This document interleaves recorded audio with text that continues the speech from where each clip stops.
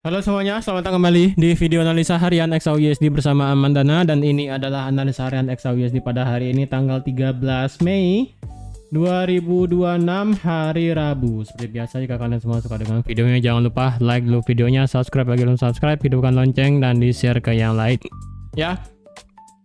Oke, jadi bisa saya bilang dulu ya, ini untuk pergerakan goldnya jujur bikin kita ini sedikit pusing ya, beneran. Dia ke bawah ekstrim, habis itu nge-sweep pas kena 4645, mental lagi naik, dan itu pun mentalnya nggak kira-kira ya, tebang tinggi banget sampai 4715 ke atas. Ini bikin kita pusing sih sebenarnya ya. Dan di sini sebelum saya lanjut, saya mau review sedikit kemarin untuk di sesi live ya, kan ada beberapa yang ditanya ya. Yang pertama adalah untuk di Nasdaq. Nah, Nasdaq kemarin ada yang nanya apakah masih bisa naik. Lagi Nasdaq nih target masih sama di 30.000. Kemarin di sesi live ada saya bilang kalau misalnya market H1 bisa balik lagi di atas 29.200, kalian bisa buy. Atau enggak, kalau dia ini turun bisa tunggu retest di 28.850, atau kalian bisa tarik Fibonacci di 28448 sampai all time high kemarin di 29390. Dan di sini kalian bisa lihat marketnya drop sampai di 78,6, kemudian dia mental naik. Jadi seharusnya yang kemarin nanya Nasdaq di sini juga sudah dapat. Kemudian kemarin juga ada yang nanya di XAG di silver ya. Di silver kemarin sudah saya infokan siapkan 2 amunisi di sesi live kemarin. Di sini bisa di buy ya. Tapi ini resiko banget ngebuy-nya karena sekali lagi saya mengharapkan marketnya itu kena di area base di sini, retest di harga 82982, baru enak tuh ambil posisi buy gitu kan ya. Tapi misalnya bagi yang sabar menunggu di sini ya kan, di sini terjadi jam 7 ya. Jam 7, dan di sini terjadi juga di jam 11 malam. Jadi kalau ada pun yang keduanya ingin ambil buy di 82 atau nggak di 83 pas, ini seharusnya sudah profit juga, sudah tinggi ya. Inilah yang saya bilang kemarin, lebih enak tradingnya itu di XAG sebenarnya dibandingkan dengan XAU. Karena kalau kita lihat XAU sekarang ini kita bikin pusing ya. Dia naik kencang ke atas, balik lagi ke bawah, turun lagi, naik lagi, dan bikin kita pusing sekarang ya. Oke, di sesi live di Discord kemarin sebelum news CPI kemarin itu kan, kalau kita lihat ya, data inflasi kemarin itu ternyata keluarnya sangat luar biasa bagus, bisa saya bilang ya. Kita cek dari tingkat inflasi inti yang bulanan, ini naik dari 0,2 ke 0,4. Kemudian inflasi inti tahunan naik juga dari 2,6 ke 2,8. Sedangkan yang inflasi bulanan headline turun dari 0,9 ke 0,6, sedangkan inflasi headline year on year dari 3,3 ke 3,8%. Ini bisa dibilang berarti 3 berita ini itu hasilnya positif sekali ya. Cuman satu ini doang, yaitu headline inflation yang month of month itu sesuai data konsensus ataupun forecast di angka 0,6%. Walaupun ini turun sih dari 0,9% ya kan, tapi 3 yang lain ini semuanya hijau semua. Kemarin sebenarnya itu agak sedikit sulit ya ngambil posisi pada saat sebelum news, karena kalau dilihat sebelum news itu marketnya berada di sini ya. Di sini kan marketnya keluar di jam 20.30 di sini ya kan, jam 20.30. Jadi tidak bisa diambil posisi karena beneran marketnya flat di tengah.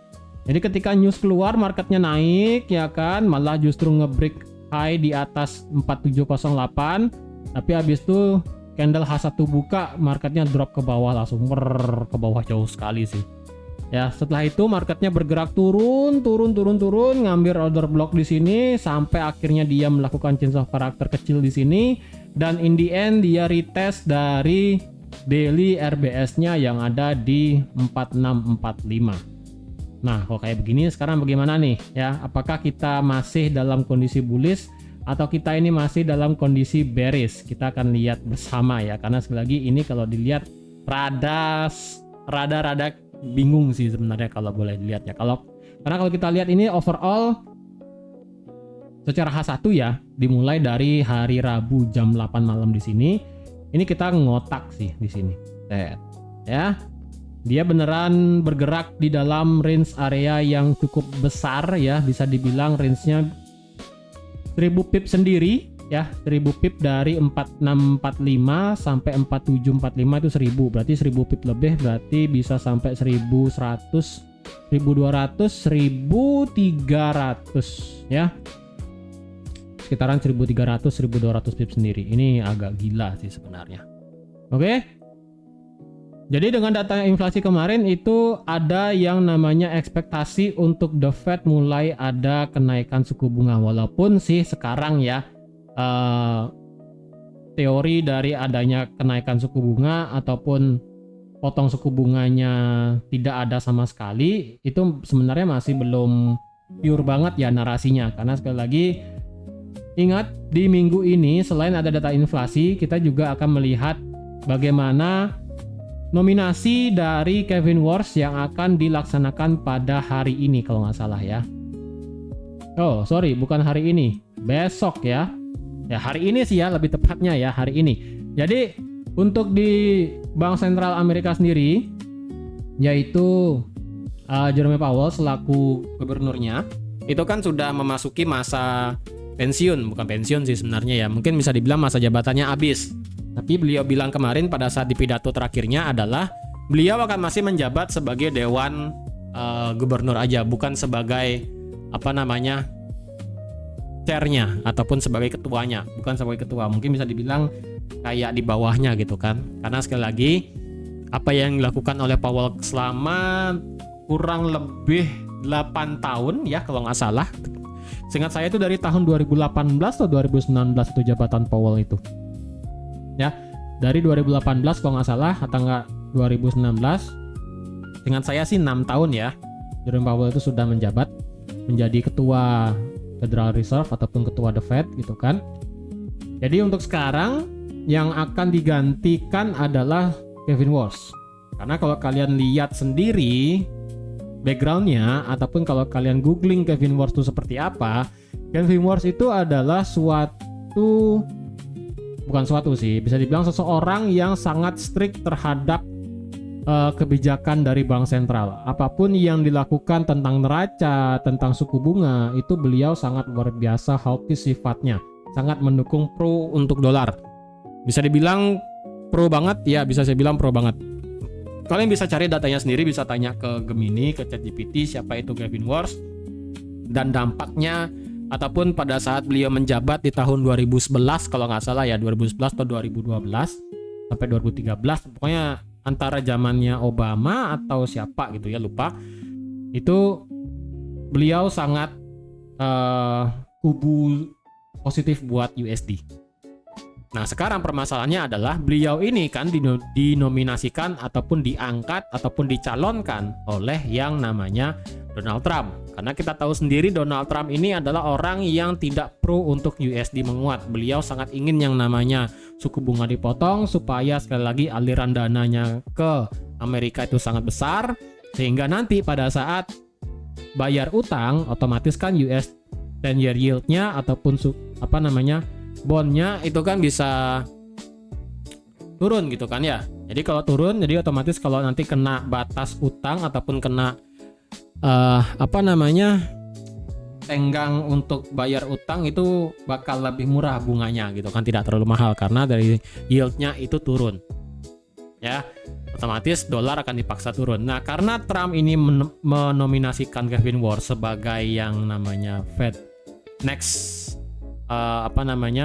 tua ya kan, untuk menjabat dari tahun 2026 sampai 2030 ya, selama 4 tahun, sama kayak di Amerika presidennya sama juga 4 tahun ya kan. Sebenarnya ini agak dilema ya. Dari segi beliau Kevin Warsh sendiri itu pro terhadap dolar, sifatnya sangat hawkish. Tapi dari Trump sendiri tidak pengen dolar itu menguat. Yang pengennya adalah dolar itu turun supaya aktivitas bisnis bagus dan overall bagus gitu kan ya. Jadi sekali lagi ini kita akan melihat bagaimana nanti Senat akan memberikan nominasinya, apakah akan memberikan nominasi terhadap Kevin Warsh ini akan diloloskan atau ditolak atau tidak lolos laku next Fed Chair di Amerika ya. Jadi kalau kita lihat sekilas ya, untuk di sini sementara ini sih tidak ada yang lain ya. Tidak ada tidak ada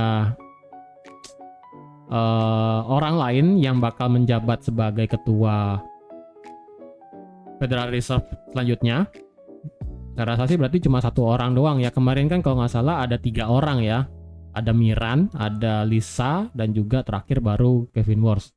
Berarti sekarang cuma ada satu nih, Kevin Warsh doang yang akan nominasinya. Nah, sekarang kita akan lihat Senat di Amerika di sini akan meloloskan Kevin Warsh selaku ketua The Fed atau ganti orang. Nah, ini kita akan lihatnya bagaimana reaksi market. Ini tentu aja akan memberikan dampak ke depannya. Sekali lagi ya, siapapun gubernur bank sentral yang baru di Amerika ataupun ketua The Fed di Amerika nanti itu pasti akan memberikan dampak kebijakan moneter yang akan sangat berpengaruh. Baik itu untuk Amerika dan juga untuk semua yang memakai USD. Ya, mau tidak mau itu mungkin bisa ngefek ke gold, bisa ngaruh ke Bitcoin, bisa kripto, saham, overall lah pokoknya ya. Karena kita tahu sendiri kan sifat dari Amerika itu kan sebagai negara yang superpower adidaya ataupun bahasanya ya kayak gitulah ya. Oke. Jadi ini akan dilihat juga untuk di nanti malam dini hari karena jadwalnya tentatif. Jadi start bisa dimulai dari malam hari atau nggak kapan, ini sekali lagi masih gini ya, masih akan menjadi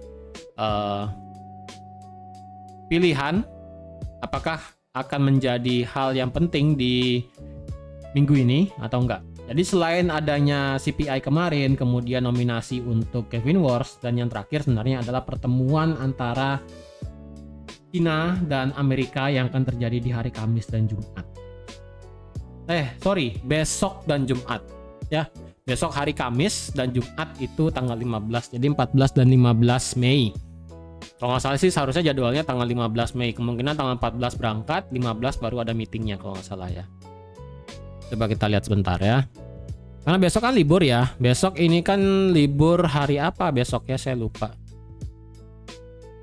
Besok hari kenaikan Yesus kalau nggak salah ya. Bentar, saya cek kalender dulu. Saya sih lihat tanggal merah, cuman besok itu kalau nggak salah kenaikan Yesus atau apa ya. 14 Mei 2026. Oh ya, benar, kenaikan Yesus Kristus. Yesus Kristus, sorry ya. Jadi yang mungkin besok ya yang beragama Kristiani ya bisa ibadah besok ya, karena besok itu adalah libur nasional memperingati kenaikan Yesus Kristus. Oke. Karena besok libur, berarti kalau kita lihat besok itu kita ada data retail sales ya, retail sales di Amerika. Kemudian ya itu doang sih, cuma satu ya. Dan untuk hari ini kita akan ada data yang namanya PPI. Jika kemarin kita sudah melihat data CPI-nya itu sangat luar biasa, hijau positif banget ya kan ya, bisa dibilang hijau semua, bahkan ini dari 3,3 3,8. Ini epic sih. Kalau keluar kemarin ini 4% aja nih. Wah. Saya rasa gold itu 4.600 harusnya kena sih. Ya. Jadi sekarang karena kita akan melihat yang namanya ada data PPI pada hari ini, dan kalau kita lihat data PPI hari ini adalah kemungkinannya akan flat ya, tidak akan terlalu jauh perbedaannya. Tapi dari segi core PPI year on year-nya di sini cukup ada kenaikan. Ya, untuk yang bulanan mau itu yang headline dan juga inti tidak terlalu ada peningkatan ya, lebih ke stabil aja. Kemudian dari yang tahunan ini baru bisa dibilang akan ada kenaikan yang cukup signifikan sih, dari 3,8 di sini 4,3, di sini juga 4,1, di atas 4% inflasi intinya. Kemudian yang headline inflasinya diperkirakan akan naik sedikit dari 3,6 ke 3,7. Ya, tidak akan terlalu tinggi sih sebenarnya. Yang lebih keras itu adalah ini core PPI-nya sendiri, dari 3,8 ke 4,3 4,1, itu lumayan sih perbedaannya. Oke.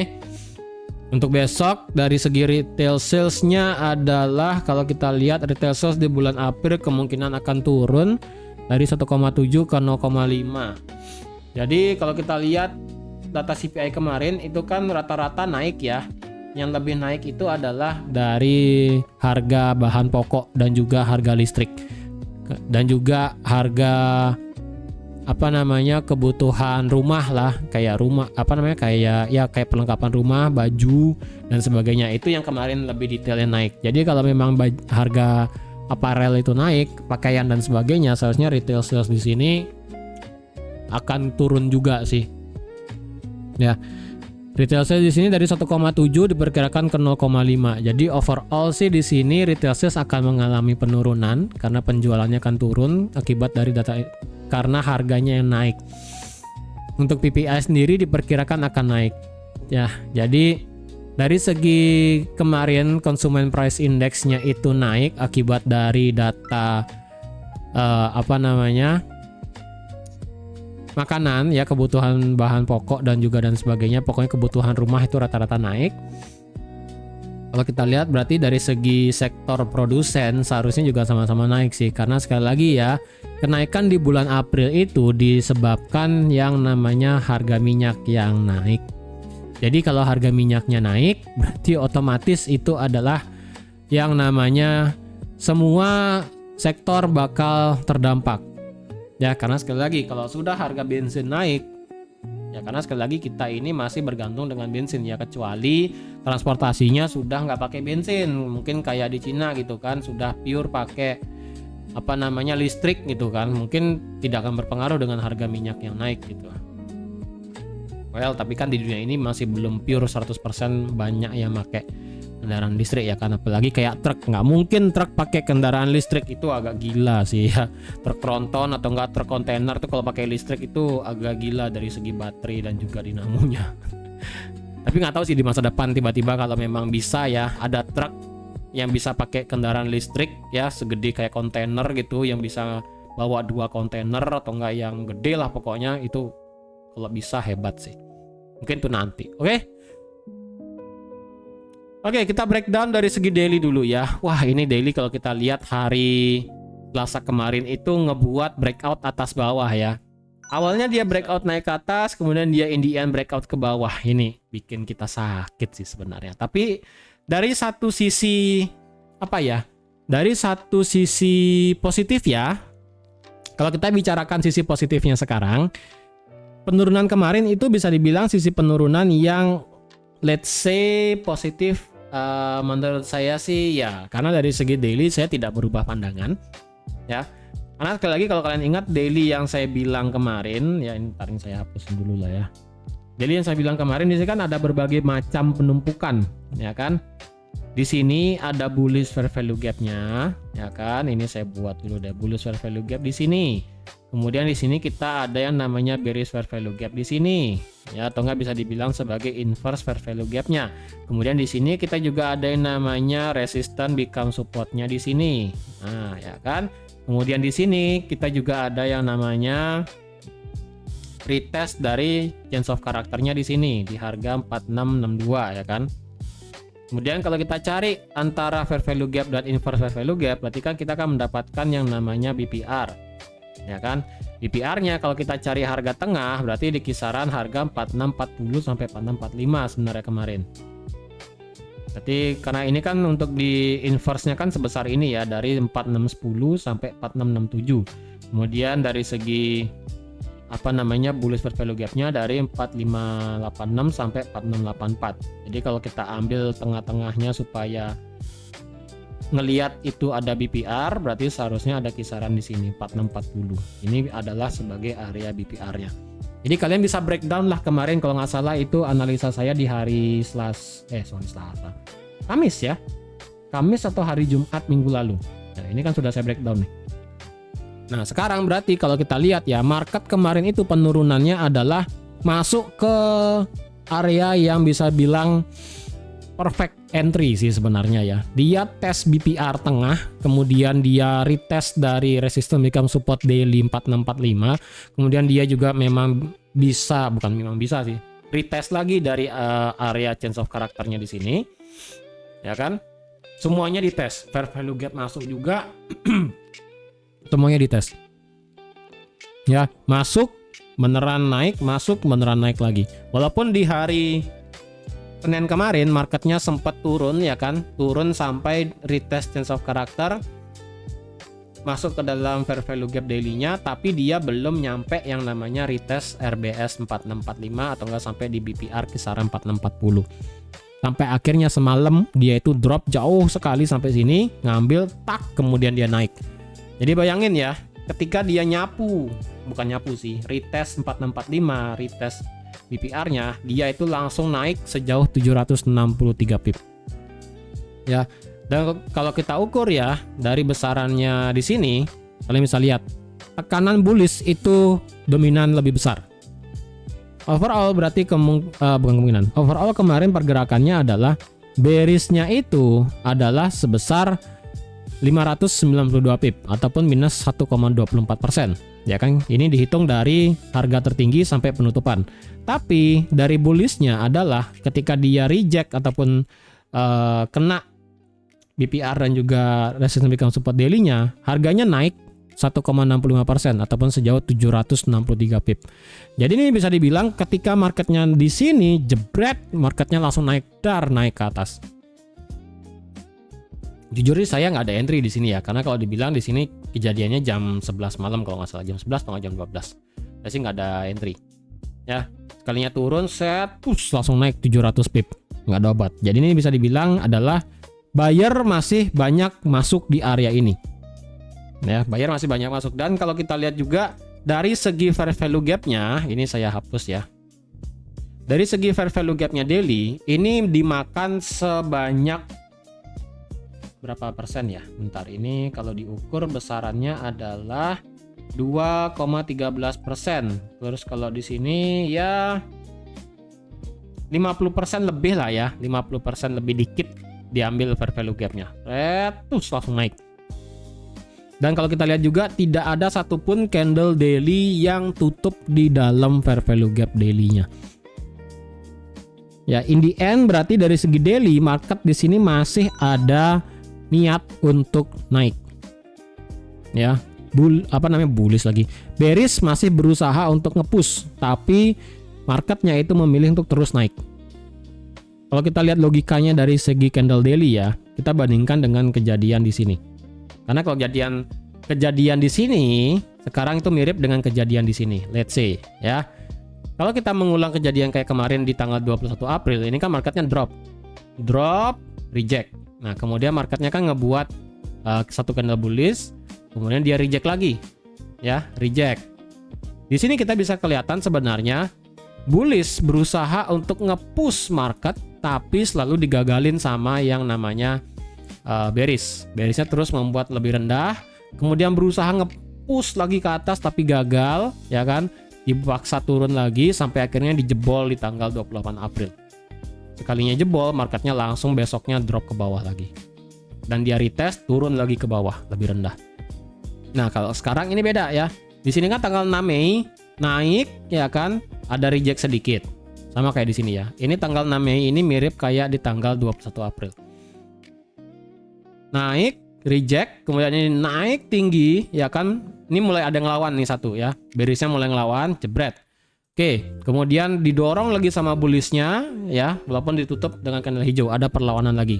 Kemudian di hari Senin tanggal 11 kemarin, marketnya dibawa, mungkin entah ini naik atau turun duluan ya, pokoknya dari segi daily lah.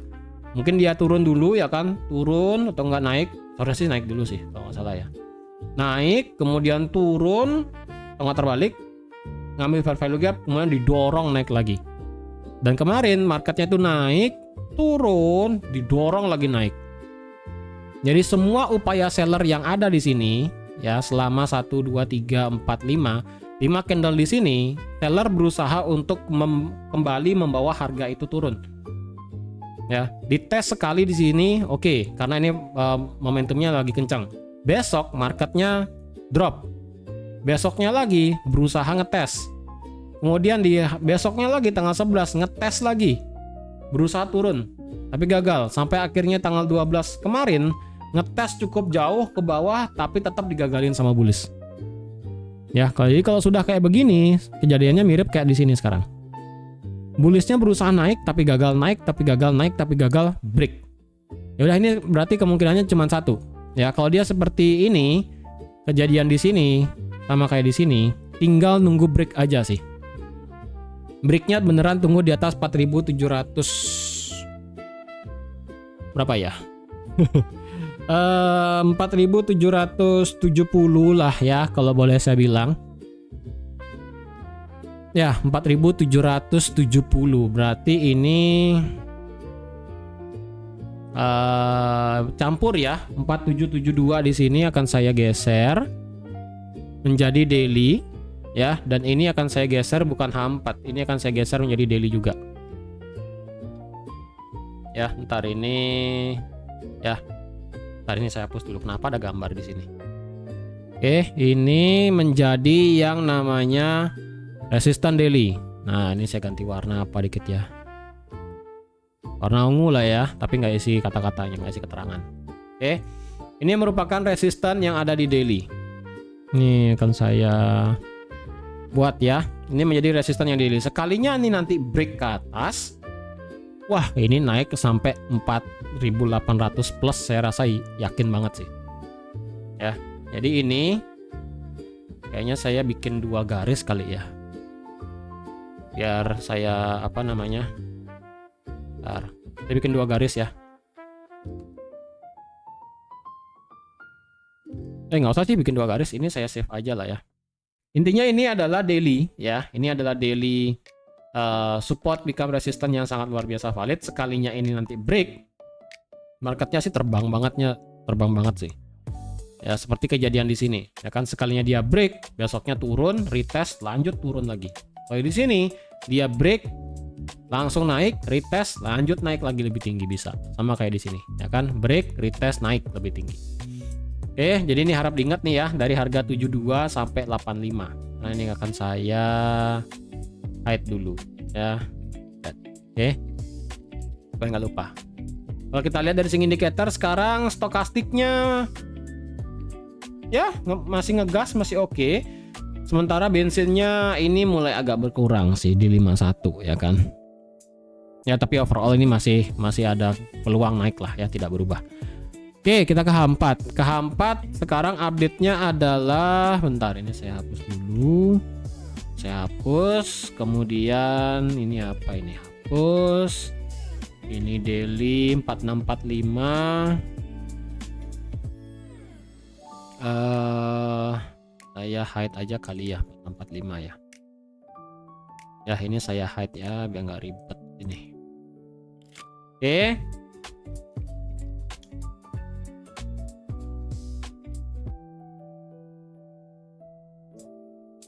Oke. Sebenarnya sih dari segi H4 ini kita masih ketahan di area supportnya sih. Ya. Jujur, untuk sekarang kita masih ketahan di area support H4 nih di sini. Ya, dari harga ini sampai drop paling bawah. Nggak usah lah ya, kita pakai paling low aja di sini. Low di sini, dan kita kasih toleransinya adalah di sini. 4642 ya kalau nggak salah ya. Ini set tuh ya. Ini adalah H4 ya. Jadi selama ini H4-nya nggak jebol di bawah 4640, saya rasa ini H4 masih akan menjadi bullish sih sebenarnya ya. Walaupun ya kita di sini kalau secara strukturnya agak payah. Kita kesabet atas bawah karena kejadian kemarin. Atas kena kesabet, bawah kesabet juga. Jadi ini dia naik di sini ya kan. Kemudian dari segi low dia roll di sini. Nah, ini kacau sih sebenarnya. Tapi yang penting untuk bisa ngelihatnya sebagai masih bullish sebenarnya adalah di sini patokannya. Selama dia tidak break di bawah supportnya di sini ya. Kalau boleh saya bilang ini adalah support harga mati sih. Kalau hanya mengandalkan market structure mungkin kalian bingung. Tapi kalau kalian kembali lagi ke basicnya, hanya ngelihat tren besar kemudian dari support resistannya, sekarang ini marketnya secara H4 yes bullish. Kalau boleh dibilang ini masih nggak lurus H4-nya. Red gitu kan. Apakah ini akan valid menjadi low? Ya, kita perlu ada kenaikan lebih tinggi lagi baru melihat ini sebagai valid higher low-nya.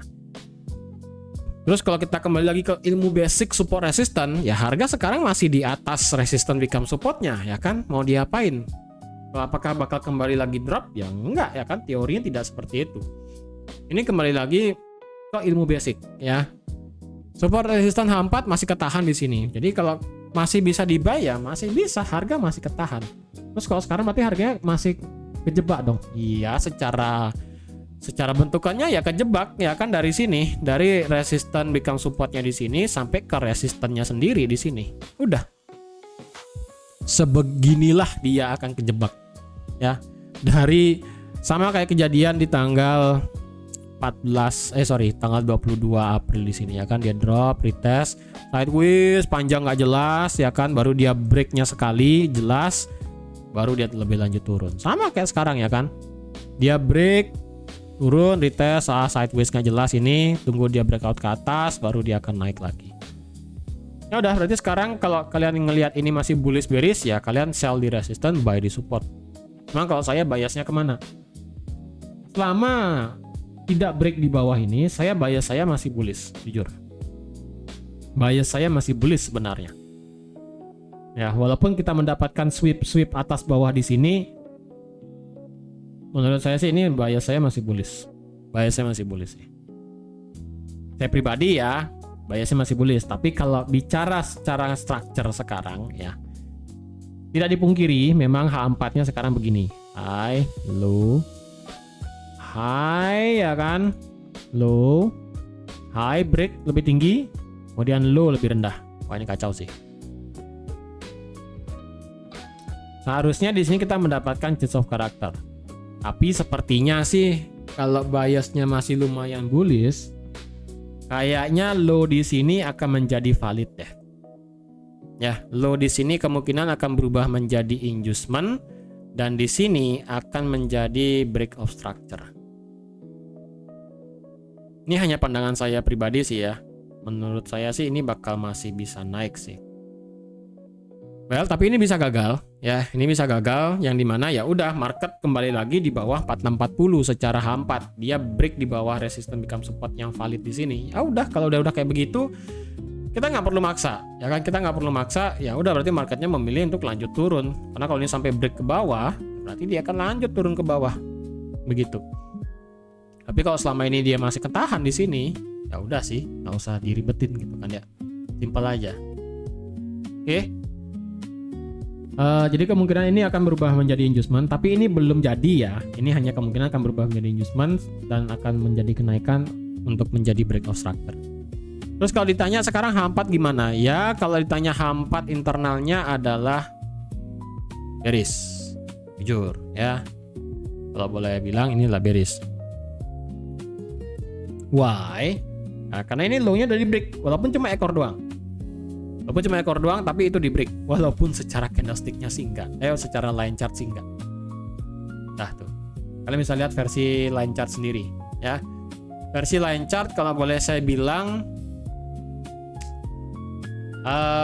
dia memang kemarin tidak break low ya. Karena kan H4 berhenti di sini. Jadi dia masih ngebuat yang namanya higher low di sini. Jadi kalau boleh saya bilang H4 versi line chart ya. Ini dia ngebuat high, low, high. Ini kalau per satu candle sih seharusnya ya. Tapi kalau per swing, high, low, shoot, high. Mana lebih tinggi nih? Ini 4747, ini 4746 lebih tinggi ya. High, low, high, low, high. Oh, H4-nya bearish-nya di sini sih. H4 bearish di sini, tapi dia tidak ada membuat high lebih tinggi. Oke, berarti H4 versi line chart ini masih bearish ya. Karena dia ini adalah high ya kan, low, high dan ngebuat lower low. Kemudian di sini kemungkinan ada lower high ya kan, sebelum ngebuat lower low bisa jadi. Nah, untuk sekarang H4-nya sekarang begini ya, dia tegak lurus ke bawah. Yang dari sini ketemu di sini. Set. Nah, itu ya. Ini versi line chart sih, ya kan. Kalau versi candlestick agak hancur. Itu aja sih. Terus sekarang gimana H4 masalah support resistance? Nah ini susah sih super resistance H4 ya, jujur susahnya setengah mati, setengah hidup kali ya boleh saya bilang ya. Awalnya saya itu mau pakai di kisaran sini ya kan, kisaran 4680, kisaran 4675 selangkau angka bilangan apa namanya, bilangan juga ya kan 4675, cuman ya ini pernah kelewat 4675, ketahan di real supportnya, kemudian dia balik lagi gitu. Jadi 4675 ini kalau kalian mau pakai juga nggak masalah sih, 4675 ya. Kalau kalian mau pakai di 4675 nggak masalah. Kalau ada yang pengen cari konfirmasinya, selama H4 tidak balik lagi di bawah 4675, berarti kemungkinan ini akan bisa dijebol. Tapi kalau H4-nya break di bawah 4675 ya kan, dia tidak berhenti di sini tapi beneran berhenti di sini, kecenderungannya berarti dia akan bisa retest untuk break. Sekalinya break dia akan lanjut turun ke bawah gitu. Tapi 4675 ini masih sebatas minor ya, kayaknya ini hidden support sih kayaknya. Oke, indikator mengatakan flat di tengah, tidak ada kejelasan apapun ya. Fibonacci ini berarti bisa diukur berbeda lagi ya, karena kalau seandainya ini kemarin ya kan saya buat Fibonacci-nya dari sini ya kan, dari sini sampai sini ketemu 1272 di sini dan geser ya kan. Kalau seandainya ini menjadi Fibonacci ngebuat high, berarti di sini tidak ada yang namanya nggak ketemu apa di sini ya. Tapi menurut saya sih ini masih make sense sih, karena di sini ketemu yang namanya 15 menitnya 1618, ini nggak ketemu apa sih. Nah menurut saya sih lebih enak pakai ini sih. Kayaknya sih pergerakan kemarin itu nyapu liquidity deh kayaknya ya. Pagi dia nyapu liquidity jam 6 ya kan. Dia nyapu liquidity-nya di jam 6 pagi kemarin adalah untuk nyapu liquidity di hari Senin, Jumat, dan di hari Kamis. Kemudian liquidity jam 11 malam kemarin itu untuk nyapu low di hari Senin kemarin. Kemungkinan ini pergerakannya memang sengaja dibuat acak-acakan sih. Tapi kalau dibilang H4 ya ini H4-nya sekarang mau tidak mau ya, secara internalnya dia begini ke bawah. Itu aja sih ya, tidak banyak berubah. H1, nah ini H1 sekarang nih ya, H1 agak rumit nih ya, H1 agak rumit. H1 ya kan, saya infokan high low, high change of character ya kan, jebret di sini ya kan, change of character, kemudian dia ngebuat high ya kan, dia ngebuat low, habis itu dia ngebuat high seperti ngebuat change of character, tapi in the end dia turun. Berarti di sini ada yang namanya inducement di break, di sini terjadi yang namanya change of character. Karena H1 di sini langsung dia bergerak jebret naik ya kan. Berarti H1 sekarang adalah bullish. Ini apa ya? Change of character. H1 sekarang bullish. Nah, kebiasaannya sih kalau udah begini ya, daily bullish, H4-nya yang pura-pura bearish, H1 bullish dan 15 menit bullish, seharusnya harga bersiap untuk naik sih, harusnya ya. Dan kalau kita lihat di sini secara H1 untuk masalah support resistance ya, agak susah sih sebenarnya ya. Ya, marketnya di sini kemarin di malam hari pada saat sesi Discord di sini dia bilang ini seperti drop base drop ya. Ya, ini seperti drop base drop, dan kalau mau diambil sebenarnya adalah areanya sebesar ini. Nah, ya kan dia masuk dan langsung otomatis reject. Untuk masalah support resistance H1 sekarang 4675 ini H4 lah ya. Nggak lupa saya nih. H1 kita pakainya ini ya, 4680. 4680. Kayaknya bagus sih 4680. Tapi kok nggak bagus-bagus amat ya secara historinya. 4682,5. Ini jelek banget sih angkanya, cuman ya inilah H1 ya. Kalau mau dicari presisinya sih di sini nih. Secara historis sih ini masih bagus ya. Tuh. Dia ketahan naik, ketahan di breakout, retest turun, ketahan masih breakout. Sekalinya breakout, retest, diam di bawah, lanjut turun. Ya ini masih ketahan sih di 4680. Sekarang kalau dilihat secara H1 karena ini adalah change of character, apakah potensial dia naik?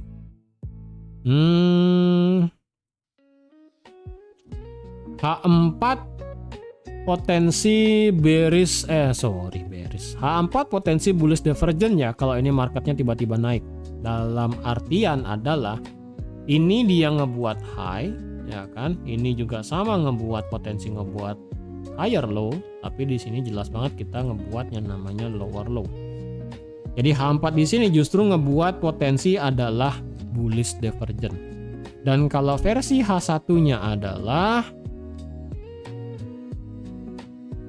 ya H1-nya juga bisa dibilang seperti bullish divergent juga sih. Di sini dia ngebuat low, di sini dia ngebuat high lebih tinggi ya kan. Cuman itu agak jauh aja sih. Range-nya agak jauh, itu aja. Terus kalau dicari mau ambil posisi apa? Oke.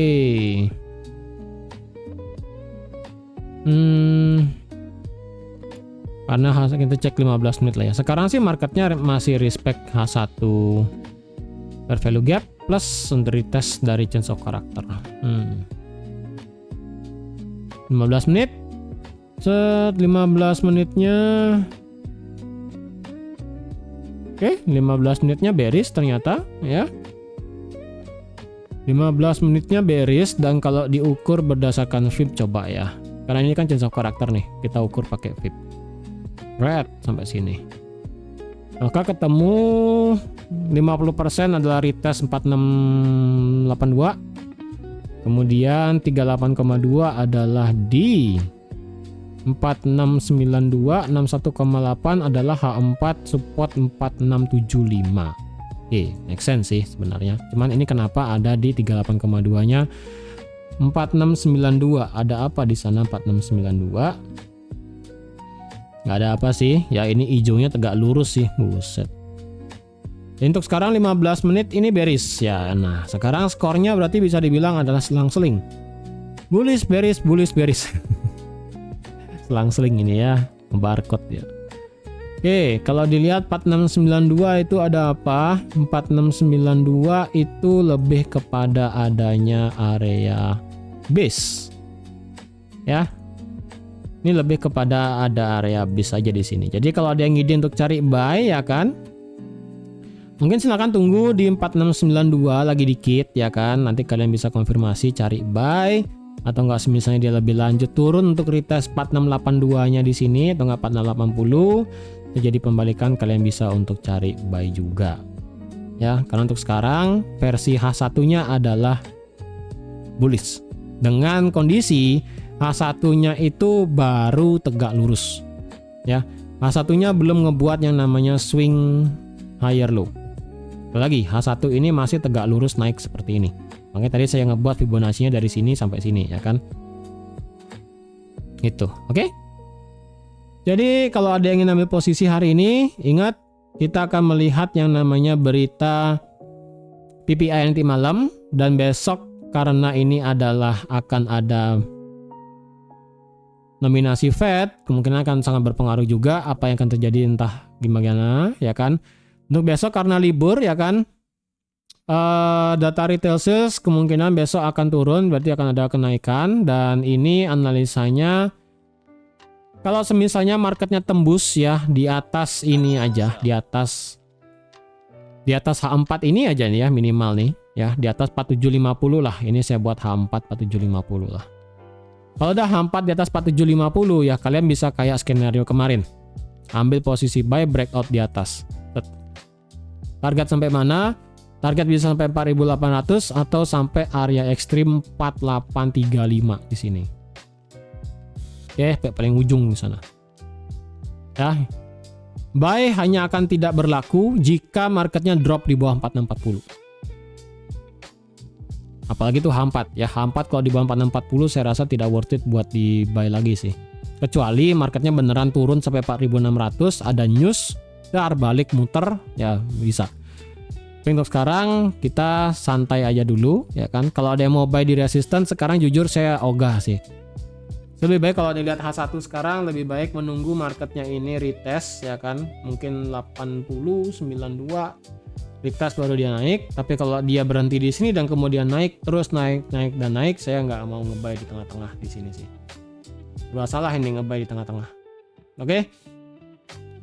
Jadi sekian dulu untuk analisa XAUSD pada hari ini. Terima kasih sudah nonton video sampai habis. Terima kasih juga sudah like, share, dan subscribe seperti biasa.